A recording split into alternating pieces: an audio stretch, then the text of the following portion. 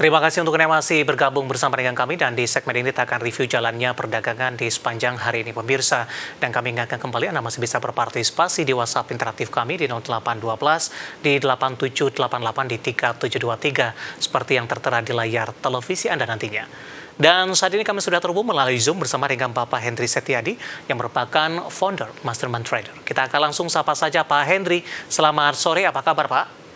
Sore Pak David, baik kabarnya Pak. Ya, terima kasih Pak Hendry sudah meluangkan waktu di IDX Channel. Kabar kurang baik datang dari indeks harga saham gabungan.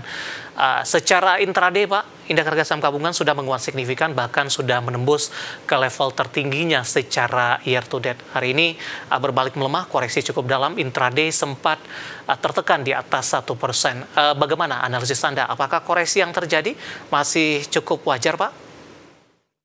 Ya, sebenarnya kita melihat ya Pak ya, kalau untuk dari trennya itu dari pertengahan Oktober 2024 ya, itu di mana itu resistannya itu susah ditembus Pak, 7.800 dan sudah di break ya. Sebenarnya hari ini pun juga koreksi masih wajar Pak ya, karena rata-rata memang para pelaku pasar di sini ambil kesempatan profit taking seperti itu Pak David.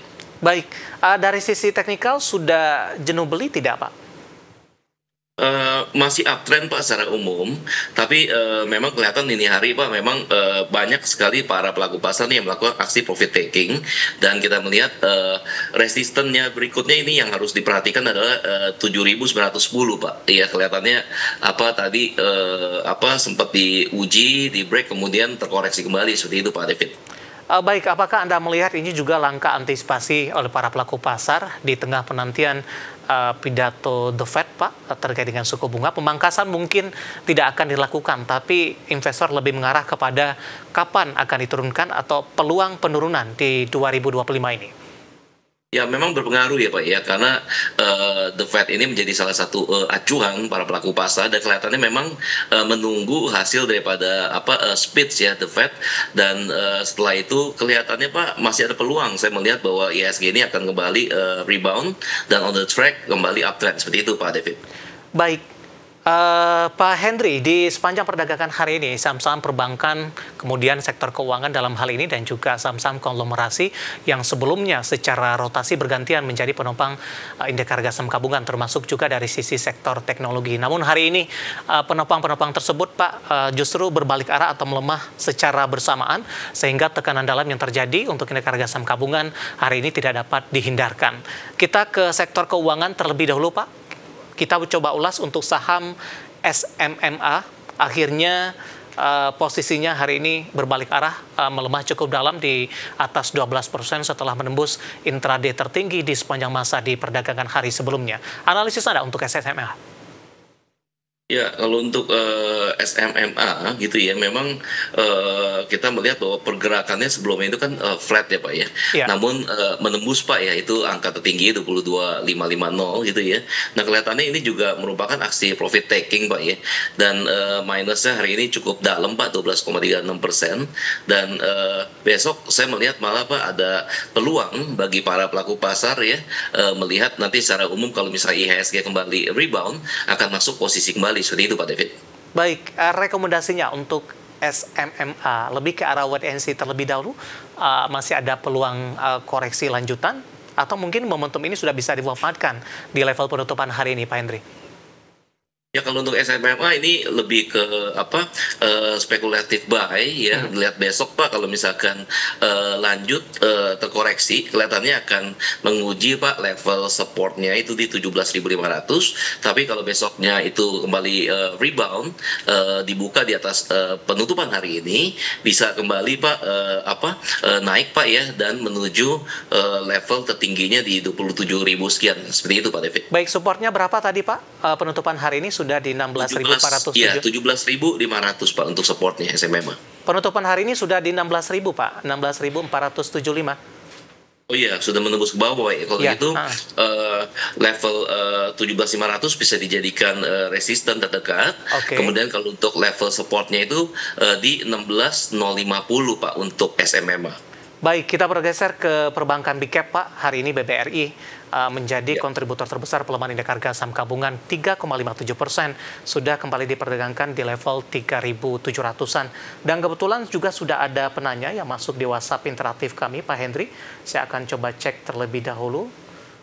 BBRI sudah turun dalam, apakah sudah bisa masuk? Prospeknya bagaimana? Mohon analisis support dan resistennya. Jangka pendek, akan lanjutkan pelemahan atau ada peluang untuk berbalik arah? Bapak Victor dari Malang untuk BBRI. Ya, BBRI, ya thank you Pak Victor tadi dari Malang gitu ya. Kalau untuk BBRI Pak masih berpeluang koreksi gitu ya. Jadi misalkan kalau udah masuk posisi masih bisa di hold, perhatikan itu level supportnya jadi 3640.